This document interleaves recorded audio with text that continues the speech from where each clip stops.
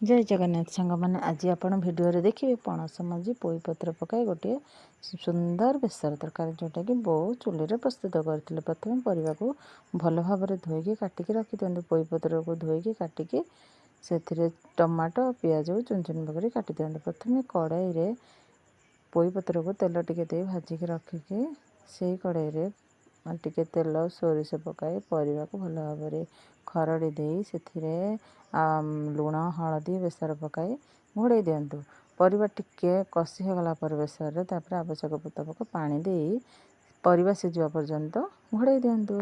परिवा सिझी सारा पर भाजी रखि पोई पत्र को से तरकारी पकाई आमर प्रस्तुत कर दिंतु। पणस मंजी दिया पोई पत्र बेसर तरकारी। भिडियोटी जदि भल लगी लाइक करने को जमार भूलें। आपण मैंने पणस मझे कौ कौ आइटम कर खाइले जदि खाई ना एपरी गोटे बेसर तरकारी करके आपण खाई दिंतु। ये आइटमटी बहुत टेस्टी मत लगी थाए। तेणुक भिडियोटी भल लगी